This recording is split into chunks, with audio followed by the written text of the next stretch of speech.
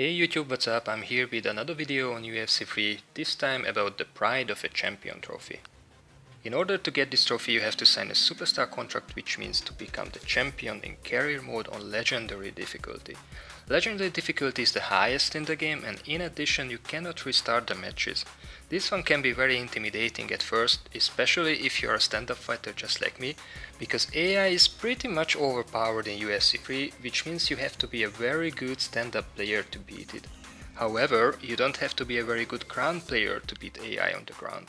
I'm an average wrestler at best, still managed to get the superstar contract in just one afternoon in a very easy way.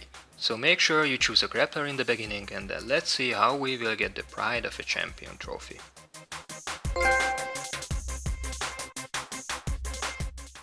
Before showing what you need to do during the fights, let's see what you need to do between each and every match in the training camps. The first thing you should check in the beginning of every training camp if there is any move or perk which is available for you at the moment and also useful for the ground game.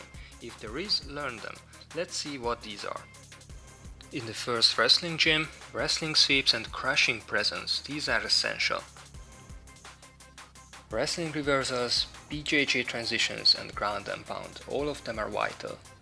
Wrestling get-ups and especially BJJ reversals are very important for the ground game. Ground and pound level 2, ground and pound level 3. Well, these are not available in the beginning, but get them as soon as possible. A lot of these moves are overlapping between trainers and gyms, and I don't want to go through all of the gyms now, but you get the idea. Moves and perks for the ground game. These are the actual moves you should pay attention to.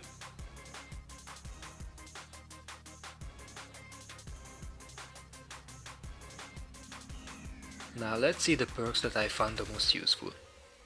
Ground and pound increases your power for your ground strikes. Crushing presence decreases your opponent's stamina if you are in a dominant position.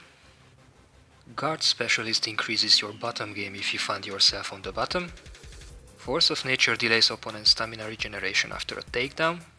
And wrestling clinic increases your takedown attribute. So once you learn one or two moves / perks, you should spend your time training. These are the attributes you should pay attention to during the first few training camps between matches. Top game, bottom game, grappling stamina, submission defense, takedown and endurance.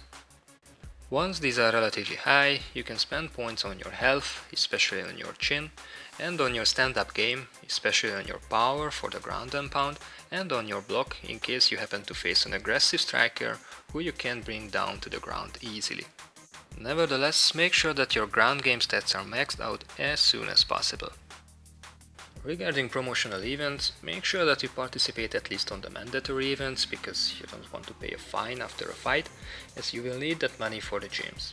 As for other promotions, sometimes your optional contract goal is to achieve a certain level of hype. Achieve these goals if you can, but it's not vital in my view. For sure the extra money is good, but I personally didn't have any major problem with less good contracts.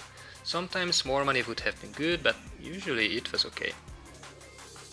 Finally, regarding sparring, I only used it when I had a short training camp and I needed to bring up my fitness level quickly. It's up to your judgment whether you need it or not. And now let's see how you can win the fights on the ground easily. If you watched my previous video on how to level up fast in Ultimate Team, then you probably already know what's coming. You should take down your opponent as soon as possible. Throw a few punches to set up a takedown, or wait for them to throw a kick, and when you have grappling advantage, go for the single leg. Now you are in half guard, start hitting the body immediately to provoke a transition attempt and be prepared to deny it. The good news is that 9 out of 10 times AI goes for your back, and even better news that again 9 out of 10 times AI does it 3 times in a row. So that's 3 easy transition denials for you, and with this you basically deplete your opponent's stamina to 0 while yours is still full. At this point transition to side control right away and finish the fight with elbows.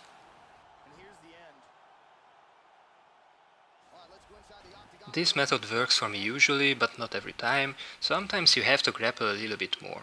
If AI goes to full mount or you can't finish the fight with elbows because of a transition, just deplete the stamina once more in half guard and go to side control again.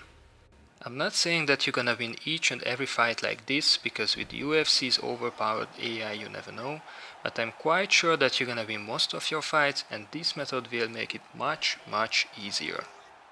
One additional advice that I can give: before trying this out in career mode, practice a bit against AI in fight now, and once you feel a little bit more confident, you can go for the trophy. I hope this video was useful. If so, please hit the like button, it really does help me out. I'm planning to make videos on future seasonal skill challenges in Ultimate Team just like I did for regular challenges, so if you're interested, make sure you subscribe. That's it for today guys, thanks a lot for watching and see you next time.